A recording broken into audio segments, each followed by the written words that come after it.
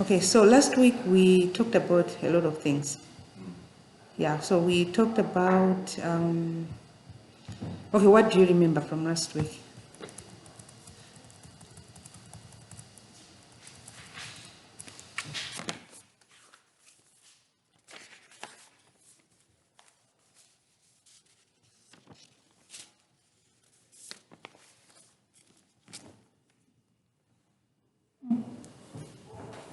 Flank. What do you remember from last week?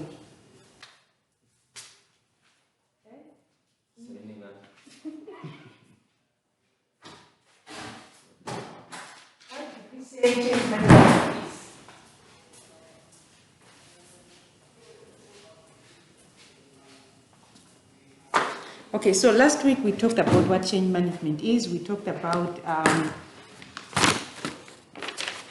elements of change. How many elements of change are there? How many elements of change are there? Three. What are these elements of change?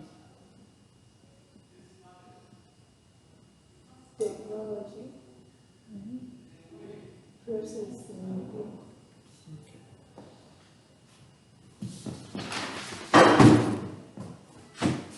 Yeah. We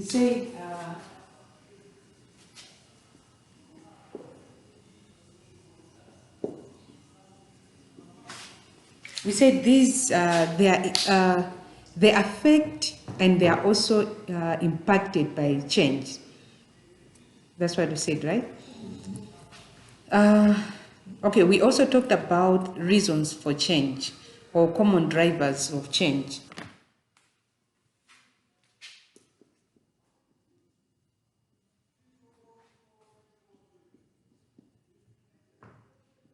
Common drivers of change. What are these common drivers of change or reasons to change? We listed down 1, 2, 3, 5. Yeah.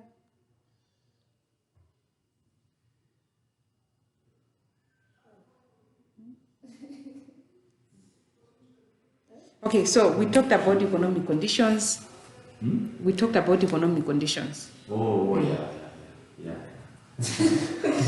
Yeah, so economic condition, government regulations and guidelines, meeting clients' needs, taking advantage of new technology, and also addressing employee suggestions for improvement. And then we also talked about the change management life cycle. That you remember? Yeah. Yeah, so we said there are actually, even though the diagram shows 5 stages, but there are actually 3 phases, 3 important phases: identify, engage, and implement. You remember? Yeah, so you identify the change, you engage the people that will be impacted by the change, and then you implement the change. So today we'll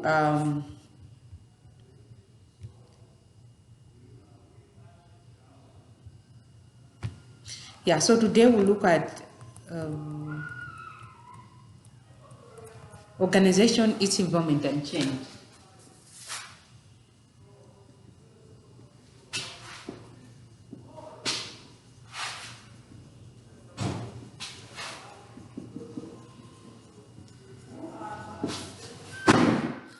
Organization, its environment, and change.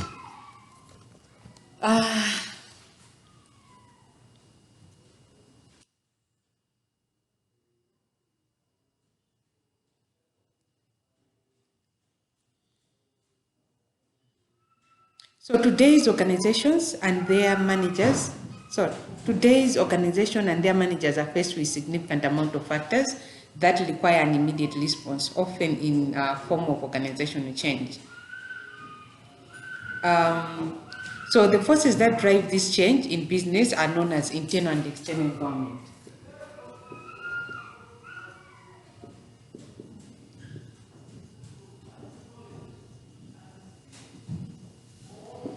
So there are these forces of change. So these are forces that drive change in business. So these are internal and also external environment. Internal environment, it refers to the events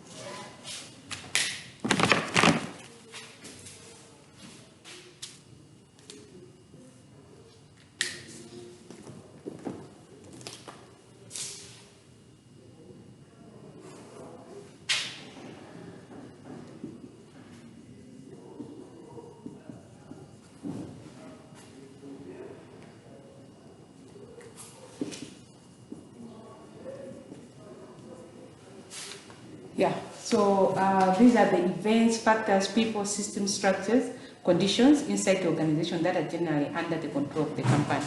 So these are things that the company can actually control, like the people, the structures, the systems that are inside the organization. Yeah.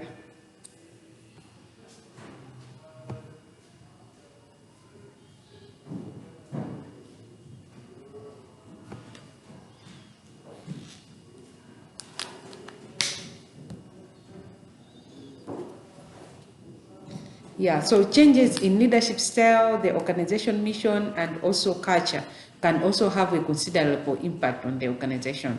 So if you change the leadership style, the organization mission, or the culture of the organization, that is going to have a considerable impact on the organization. That's for external. That's for external. First, internal, still inside. Yeah. And then we have external.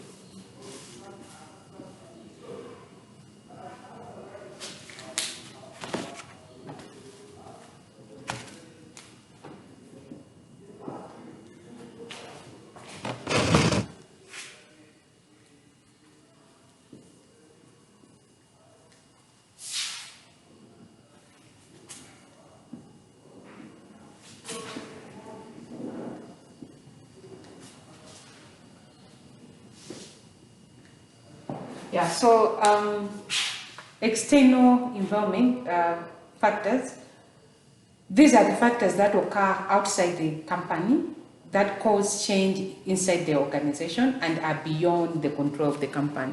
So these are actually the factors that occur outside the company, but they cause, they can make an organization to change some things, some of its operations.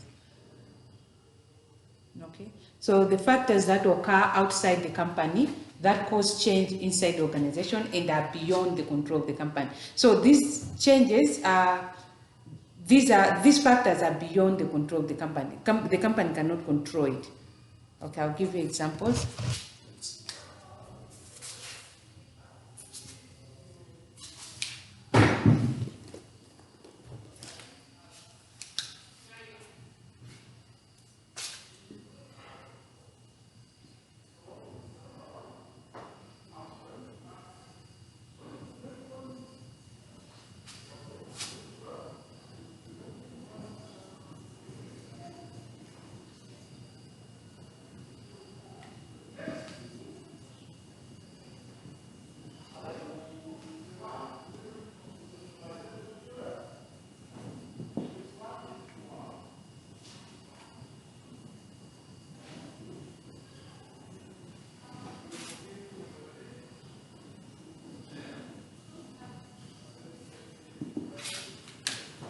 Yeah, so customers, competition, the economy, technology, political and social conditions. So you cannot really control the customers. You cannot control what other companies are doing, your competitors, what they're doing, you can't really control. The economy. So the economy is going to force you to do some changes in the organization. Just like now, the economy is very bad, eh? Yeah. So a lot of people maybe a lot of organizations had to let go of some of its employees because they cannot afford to have so many employees. Yeah, so political and social condition. Yeah, so even though the external environment occurs outside the organization, it can have a significant influence on its current operations, growth, and long-term sustainability. So ignoring external forces can be a mistake for managers to make. As such, it is important that managers continually monitor and adapt to the external environment, working to make proactive changes earlier on rather than having to take a reactive approach, which can lead to vastly different outcomes. So in order for managers to react to forces, internal or external environment, they rely on environmental scanning.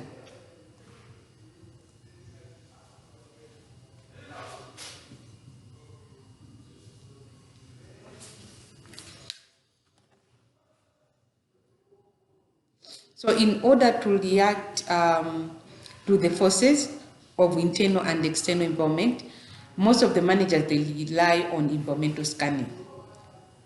So environmental scanning refers to the monitoring of organization internal and external environments for early signs that a change may be needed. So this refers to the monitoring of the organization's internal and external environment for early signs that a change may be needed.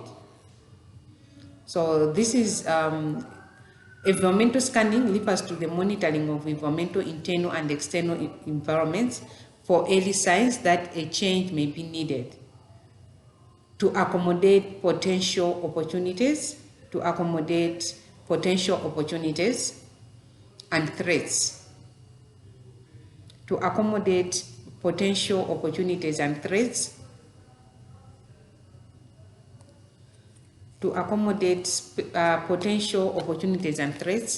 and to make adjustments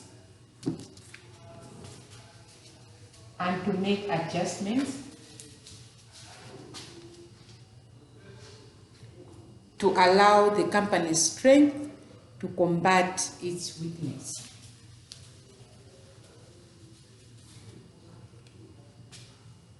To make adjustments to allow the company's strength to combat its weakness.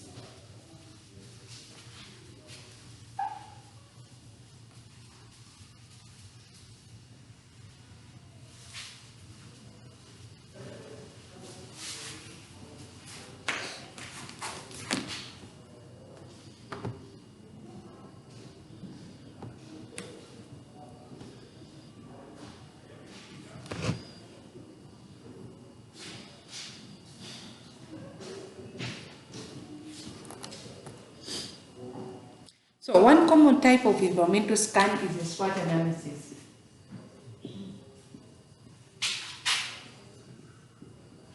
We know what this is, eh? Yeah.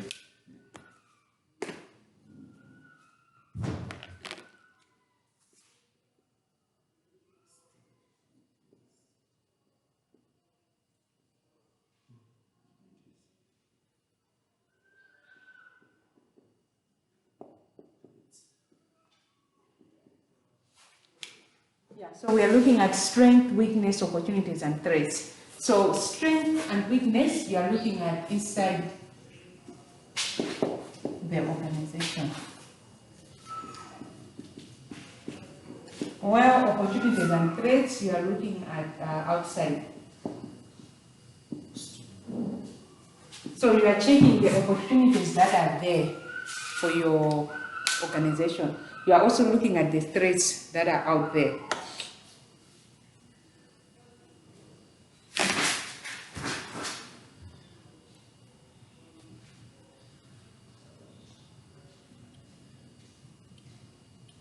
Yeah, so a manager will begin analyzing the internal environment by looking at the inefficiencies inside the organization. So you are looking at the inefficiencies inside the organization, and then we'll look outside to the external environment and things occurring independent of the organization. So the manager will start looking at the weaknesses of the organization, and then he's going to look at the opportunities or the threats that are there. So yeah, so first of all, the manager looks at the internal environment, and then he goes to the external environment. Am I making sense? Yeah, so environmental scans allow managers to use the knowledge gained during the scanning process to decide what strategic steps, changes, and organization needs to take to create or maintain a competitive advantage. So this is going to, the SWOT analysis is going to allow the managers to decide the strategic steps to take or the changes that the organization needs to take, okay, to create and maintain a competitive advantage.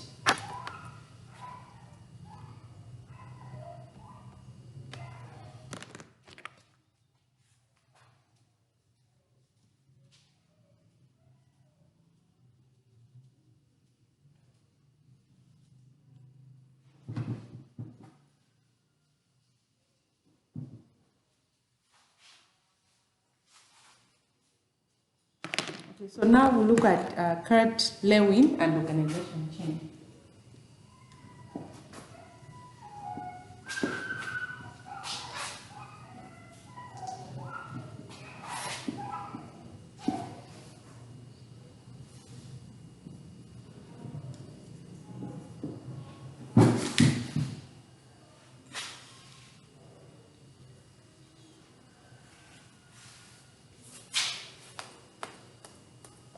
So, Mr. Lewin came up with 3 stages. He came up with a change model involving 3 steps. So these are unfreezing,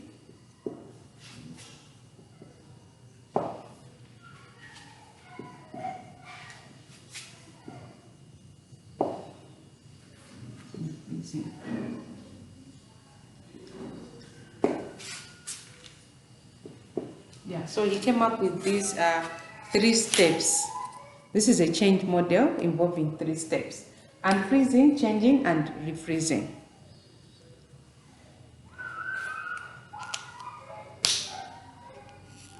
So this model represents a very simple and practical model of understanding the change process.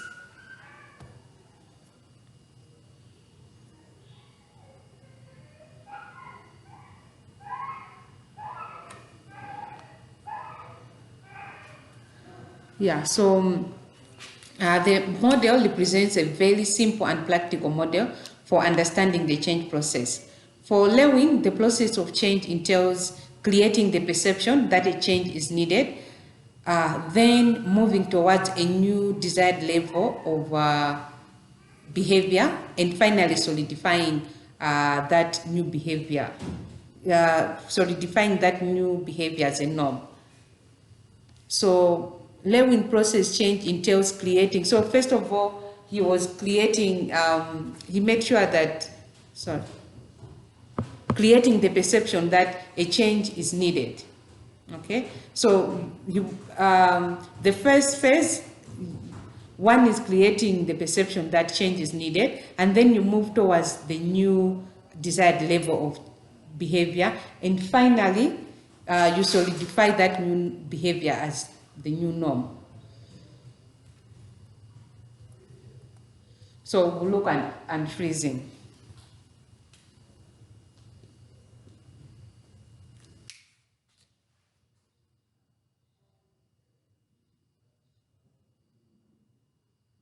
Yeah, so before a change can be implemented, it must go through the initial step of unfreezing. So because many people will naturally resist to change, the goal during the unfreezing stage is to create awareness of the status quo or current level of acceptability in hindering the organization in some way. So what you're doing is you want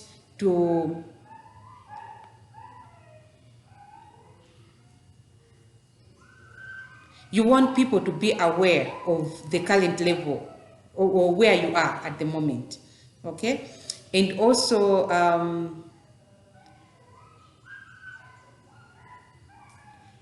old behaviors, new ways of thinking, processes, people, and organization structures must all be carefully examined to show employees how necessary the change is for the organization to create or maintain the competitive advantage in the workplace. So basically what you're doing is you are making people to be aware where we are now is not where we are supposed to be. Right? We need this change. Yeah, sort of. So you have already identified. Remember last week you said senior executive, they identify the problem and then they present whatever. So now you are communicating to people about the change. You have identified the problem, you are communicating to people about the change. For example, I'll still give an example of the computer. We were using typewriters. Now you want to start using a computer. You are going to tell people the advantages of using a computer. We are not supposed to be where we are now. There's this new technology that can help us. Okay? Yeah. So old behaviors, ways of thinking, processes, people, and organization structures must all be carefully examined to show employees how necessary a change is for the organization to create and maintain a competitive advantage in the workplace. So communication is especially important during this unfreezing stage. So you need to communicate so that people or employees can become informed about the imminent change, the logic behind it, and how it will benefit each employee. So you tell people about the change that is coming, you tell them the importance of whatever you're bringing in the organization and how it is going to help them. So the idea is that the more we know about change, the more we feel it is necessary and urgent, the more motivated we are to accept change. So if you keep on communicating to people about the change that is coming, they'll feel motivated to accept the change. And then that is now unfreezing. Let's go to changing. So now that the people are unfrozen, they can begin to move. So Lewin recognized that change is a process where organization must transit or move into the new state of being. Now you have communicated about the change. Now people are now, if it's a machine, people are now using that machine. They have now started using the machine. Okay? You have now brought the change to the people. So the changing step also refers to transitioning or moving, is marked by implementation of the change. This is when the change becomes real. Now, in the unfreezing stage, you were just communicating to the people about the change, whatever. Now, people should actually use, if there are processes, people should actually use the processes that are there.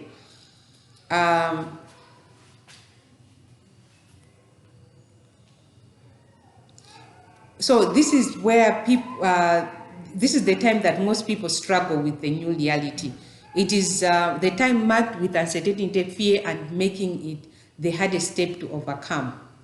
During the changing step, people begin to learn the new behavior, processes, or new ways of thinking. The more prepared they are for this step, the easier it is to complete. For this reason, education, communication, and support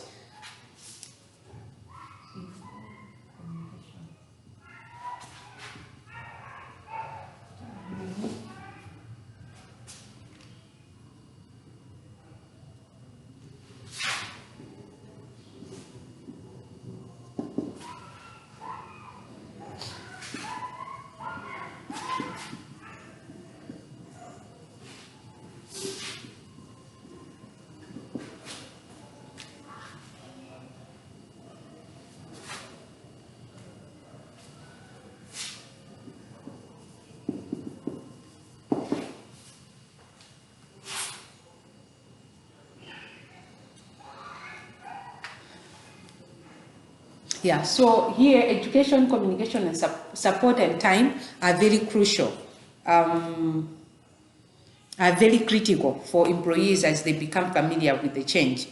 Again, change is a process that must be carefully planned and executed. Throughout this process, employees should be reminded of the reasons for change and how it will benefit them once fully implemented. So on unfreezing stage, we talked about communication. You need to communicate to your employees. On changing, there is need for education, communication, support, and time. So education, you send your employees for training. If it's a new technology, you need to train them on how to use the machine. If it's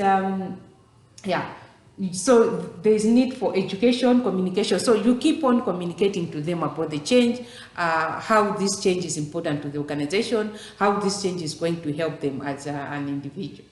And also you need support. You need to support your employees, and also time. You need to give them time. Kuti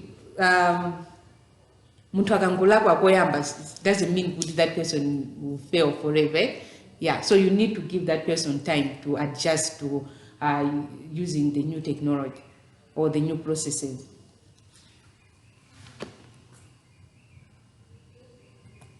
And then the last stage is unfreezing.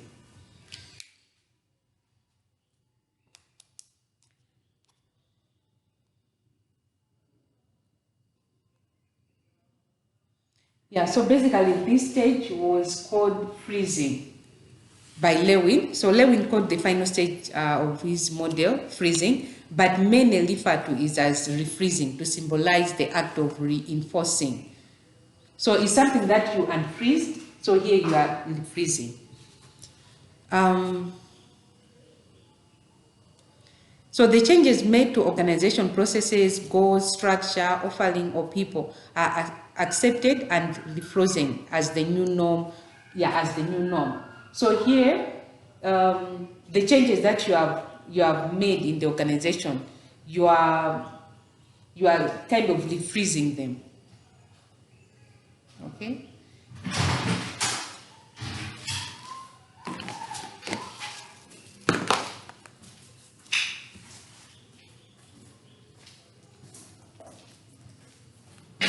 Forward.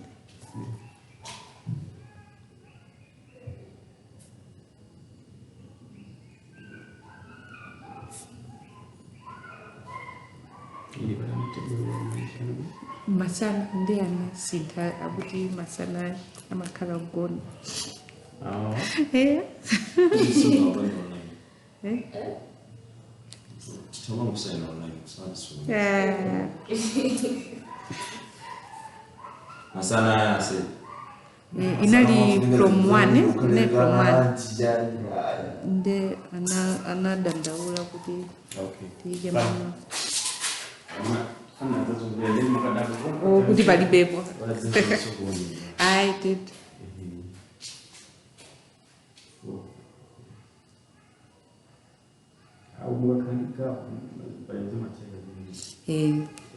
Hindi flight dari 3 to 5. As opposed to 3 to 5. students are again. Oh, akuphatikizayo. That's good.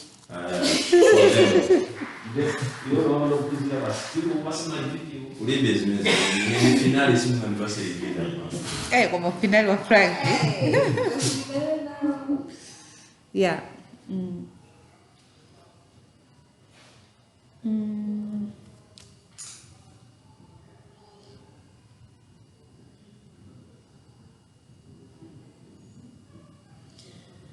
Okay, yeah. So we are talking about refreezing. So the first stage we are saying what you were doing is unfreezing whatever norm was there. Okay. Now the last stage is you are refreezing. So Lewin found the refreezing step to be especially important to ensure that people do not revert back to the old ways of thinking or doing things prior to the implementation of the change. So efforts must be made to guarantee that change is not lost. Rather, it needs to be cemented into the organization's culture and maintained at an acceptable way of thinking, as the acceptable way of thinking of doing. So here, the words and acknowledgement.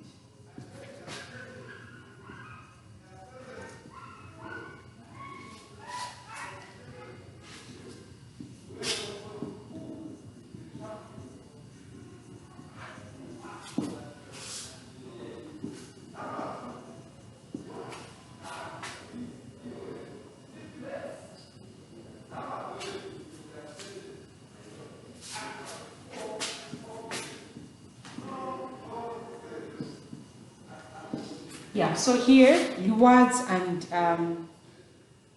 acknowledgement of individual efforts are often used. So these are like the strategies that you are using in these stages. Okay. Yeah. So here you are using positive rewards and acknowledgement of individualized efforts to reinforce the new state, because it is believed that positively reinforced behavior will likely be repeated. So the same example of computers. So on the freezing stage, you check the people that are now using computers. So if people are using computers, maybe you can reward them, okay, with something. So you reward them or you acknowledge whatever they are doing. Okay? So if you do this, people will keep on using the computer. So you are refreezing.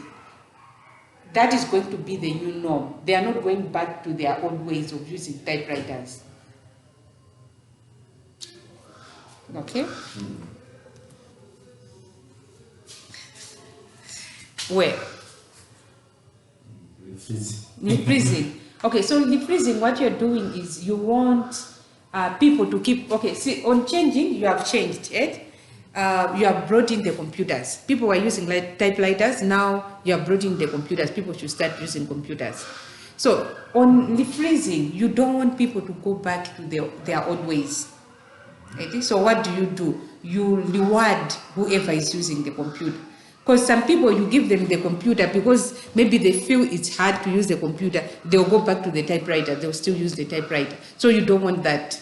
You want people to keep on using the computers. So what do? You reward or you acknowledge their efforts. So doing that, people will not go back to using typewriters, they will keep on using computers. Is that clear now?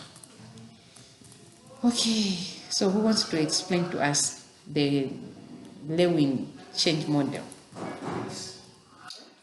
Who wants to explain? Peace. Okay. Where it's like on unfreezing, which is where you bring the change by telling them, the employees or people more about the thing. I'll still give you an example though. Like you say take like stuff, so you bring laptops or computers. For the people to know more about it, you have to communicate to them. You have to tell them the good thing, the advantages about using computers. So after you explain or tell them about the change, that's when you reach at the changing stage by educating them, or you can train them where you're still communicating and supporting them, and also giving them time for them to understand it all. So after you educate them, yeah, what you said is true, but you have forgotten one thing. This is where you bring in the change now. The first one, you just communicate about the change, whatever. So the second stage, don't forget, now you are bringing in the change. People are now using the new ways of doing things. okay, that means the computers are now There, yes, you have brought in the computers now. So that's why we are talking about educating, communicating. You are supporting them while they are using. Yes. Right. So yeah, that's about the changing stage.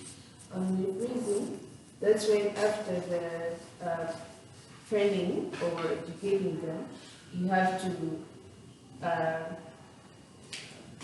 reward the employees who are working on the change, who are managing to do it, or acknowledge them, so that they should not go to the tests, whatever it was that they were using.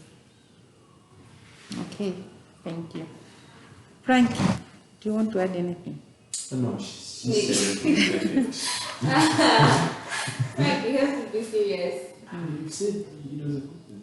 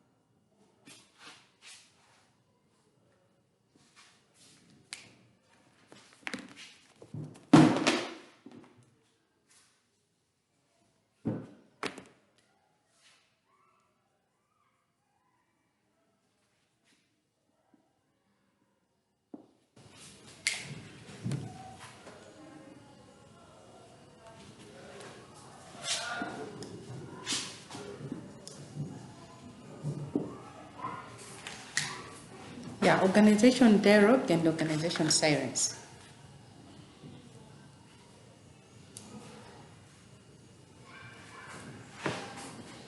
So organization sirens refers to a, what should I write?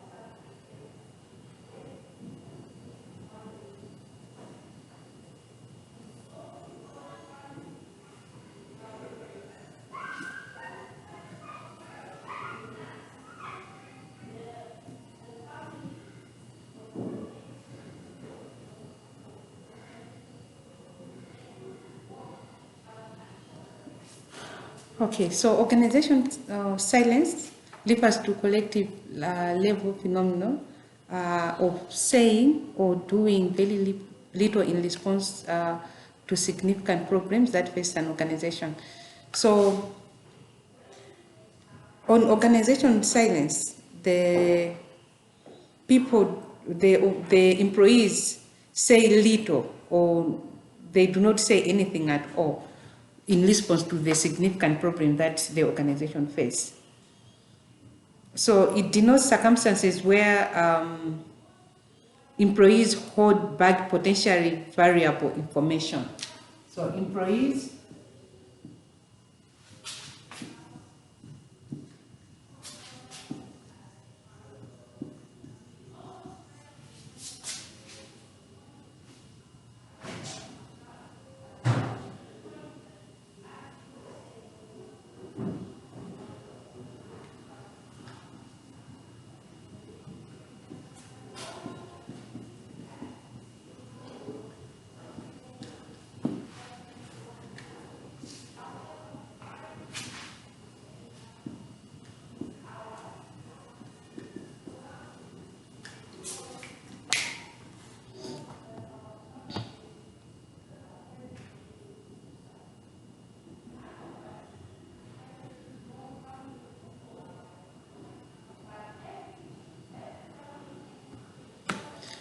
Yeah, so employees hold back potentially variable information from the organization of which they are a part.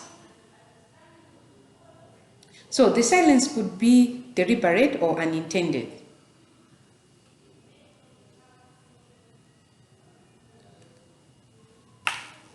So organization silence involves a collective beliefs among employees that speaking up is not important.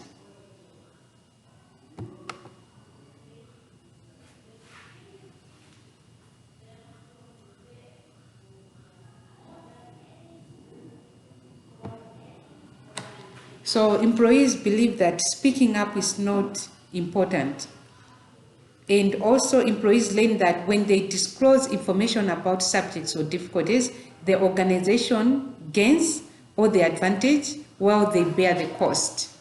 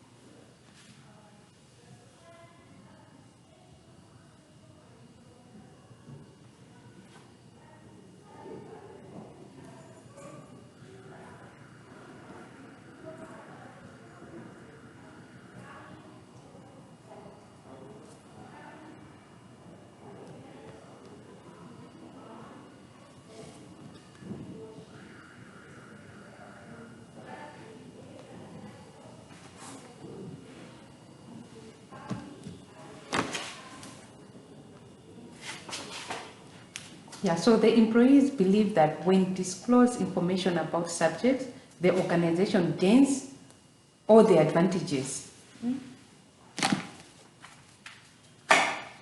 All the advantages while they bear the cost. What does that mean?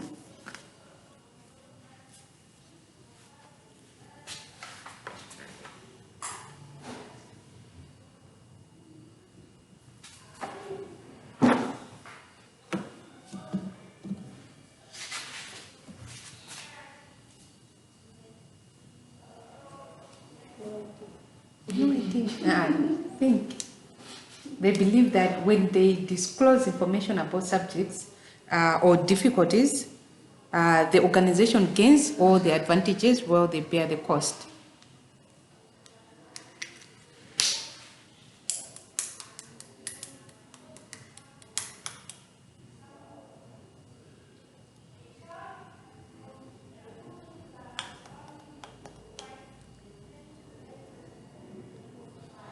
Okay, so the employee, what they believe is that when they disclose, maybe when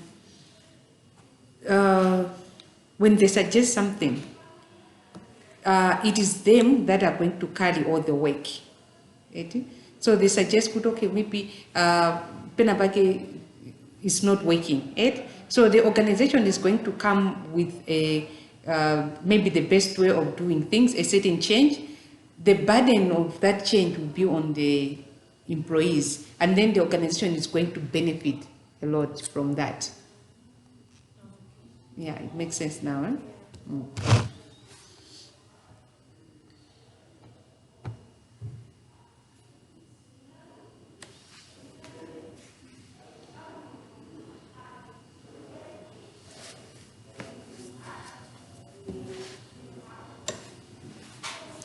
Yeah, so employees will always have different ideas, opinions, and appropriate information in terms of constructive methods of organization and job improvement. That is now organization voice.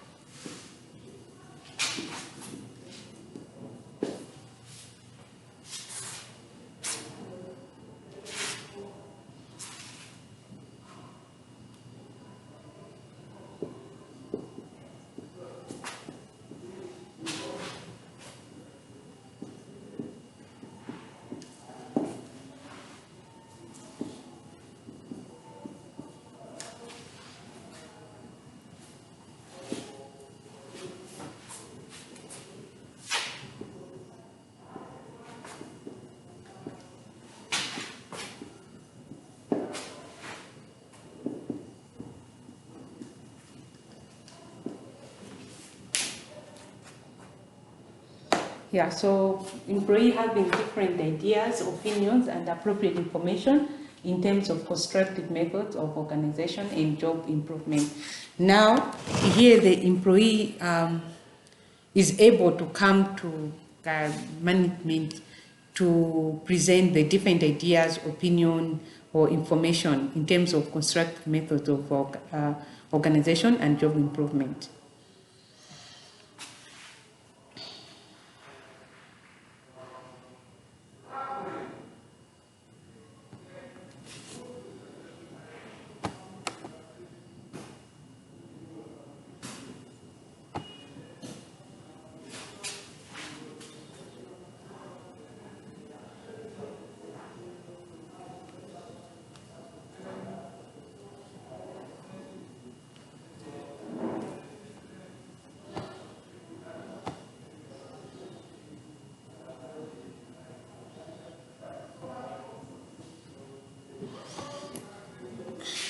Yeah, so as organization, you need to find ways.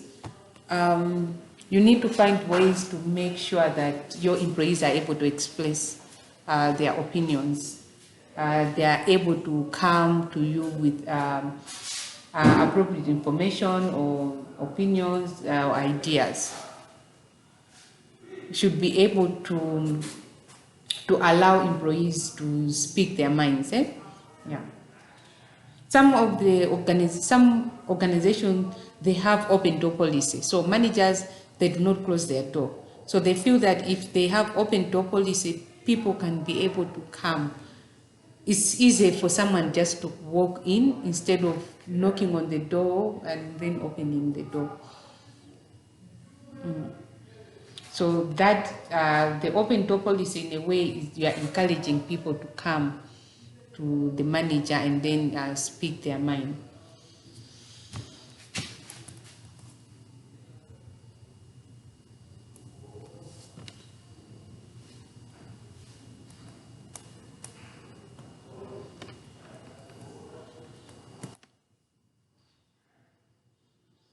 Personal transition.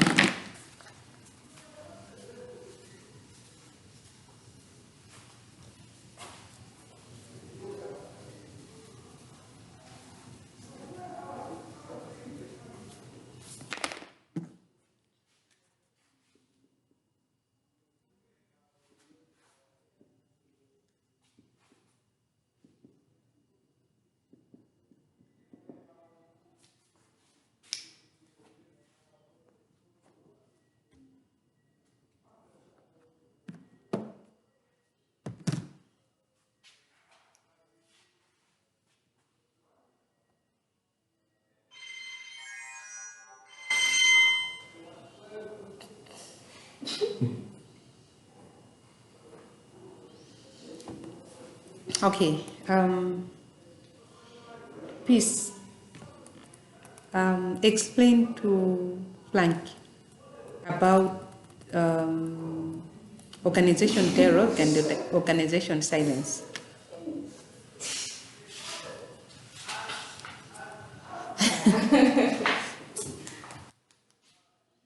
Yeah, he was not here. He went out. Yeah. That's a deliberate so. My You sister, all figuring user out. in the office. So you should explain about? Organization silence and dialogue.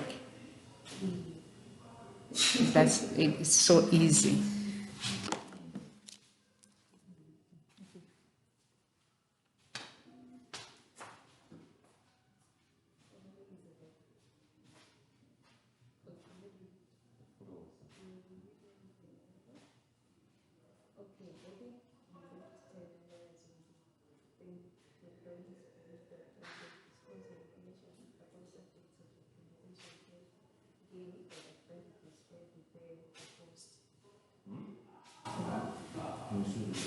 I'm saying, I think like the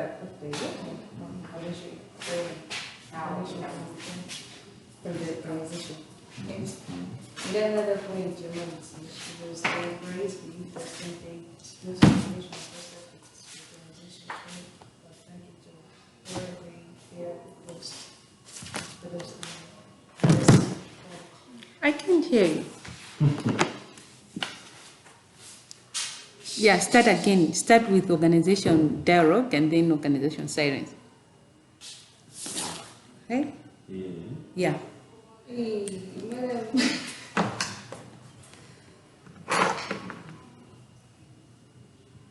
I was just trying to say that maybe I should just finish the last point because that's when he went out. Okay. So you did not understand the whole organization No, I silence? did, Oh, but okay. Okay.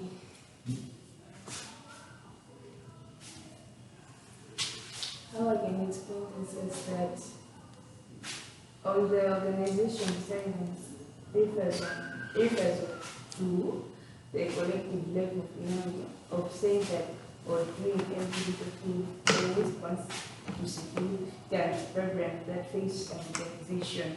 Okay, don't read, just tell him whatever you understood. Don't read. Okay, where I had understood this is, okay, the organization silence, where I understood it is like some employees feel to give ideas, like to be open to tell them about what they know and whatever knowledge they have with the organization, because maybe they feel like when they give that idea, they know that they'll be the ones to face it also. Like it's going to be, I can say, not job for them, one activity. So when they say silent, they believe that the organization will give ideas so that they should just give it that way to work on, but not them being able to share what they have about the organization. Am I right? And then Daryl. And then, That's managing organization person. Daryl. Daryl, yes. Yes. Daryl Force, yes. Okay, this is when now the employees have different opinions and what, so they are given a chance to express their opinions to the manager or to the organization without any block. Like they just have that right to go to share their opinions to the manager or to whoever is about the levels. So they're able to, it's like, I think they're able to agree or disagree or give more information that are better to help the organization.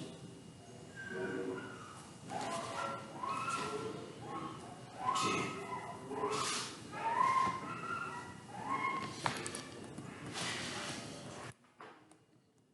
Yeah, now we'll look at managing transition, personal transition.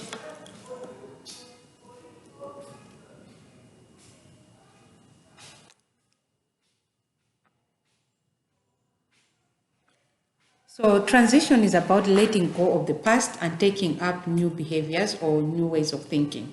So you are kind of transitioning from the old ways to the new ways of doing things. So plan change is about physically moving office or installing new equipment or restructuring. So change can involve physically moving office or installing new equipment or restructuring. So transition lags behind planned change because it is more complex and harder to achieve. Change is situational and can be planned, whereas transition is psychological and less easy to manage, yes. So change is situation and you can actually plan. For a person to transition, this is psychological and it is less easy to manage. So one of the possibilities of managers is to assist their employees to make the personal transition necessary during the change program. So if managers, they need to help the employees to transition during the change program. So change is not just about the change in the organization, but the employees also go through this transition. So managers typically focus on change management, getting to the end physical state as quickly as possible. In the process, they leave their employees behind. So what managers fail to understand or act on is the nature of personal transition that individual employees experience during the change process. So the managers, they fail to understand and act on the nature of personal transition that individual employees experience during the change process.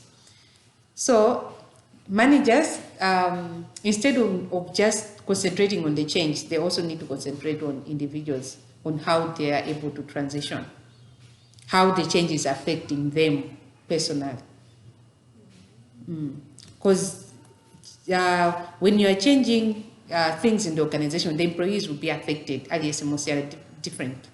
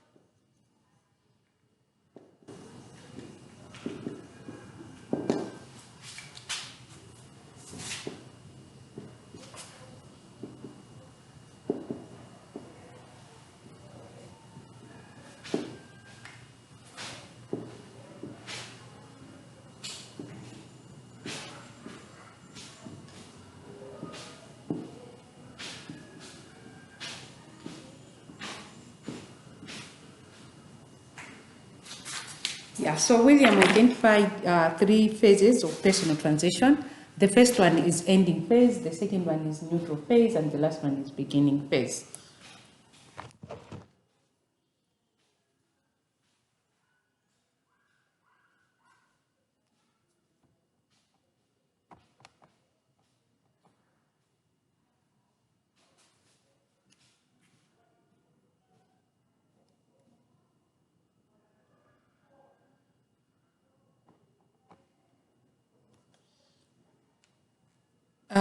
So the ending phase, phase number 1, is when people typically focus on the loss entailed in the change process. So people will basically will focus on the loss that that they will face in the change process.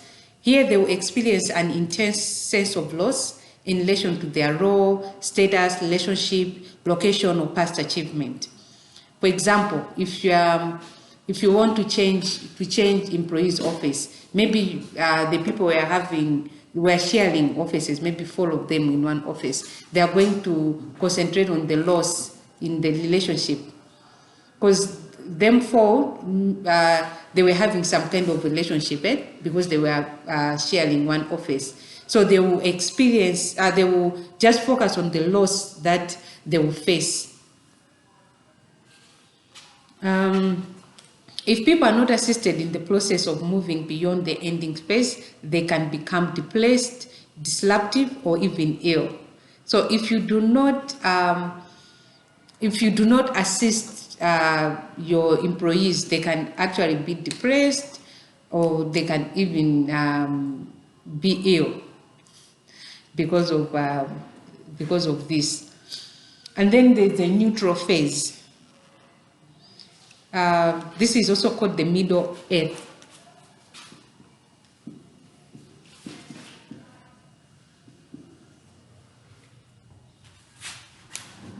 So this is called the middle earth between ending and new beginning. This is the middle earth between endings and new beginnings.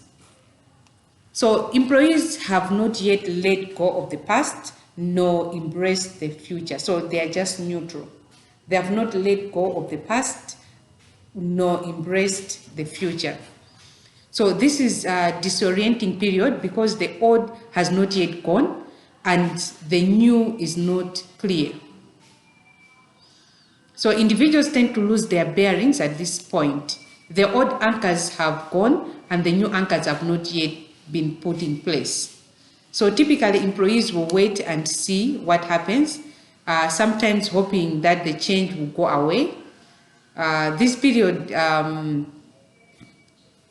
this is a period of loss of productivity, because the people, they don't actually know what they should do. They are clinging to the past, but then they are supposed to be doing whatever change that you brought in. So the company can lose productivity during this period.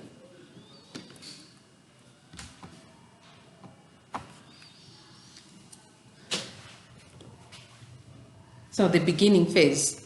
So the beginning phase, this is when an employee gets on board. This is when the employee can see a way ahead and their role in it. They become excited by the possibilities of a new environment and committed to contributing to the new process. Now, the employees are on board. So each person, including the manager themselves, goes through this personal transition. So almost everyone goes through this personal transition.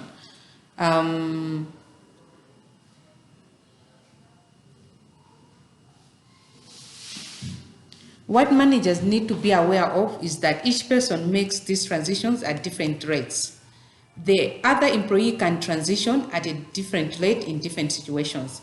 So every person will go through these phases, but then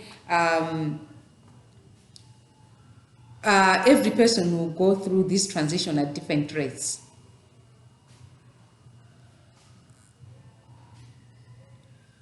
So managers need to develop strategies to help employees move from these phases, to acknowledge that the feelings associated with each phase are normal, legitimate, and help them transition.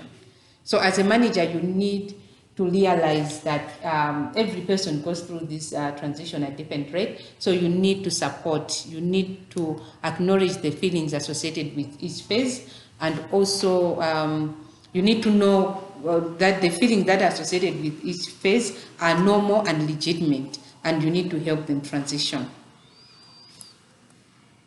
Yeah, I think that's the end. Next week, we'll start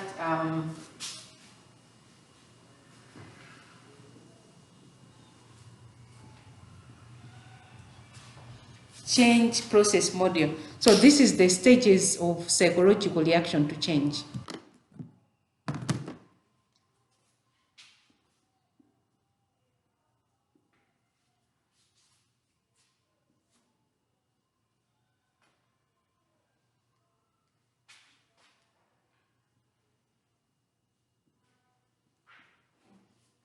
Stages of psychological reaction to change.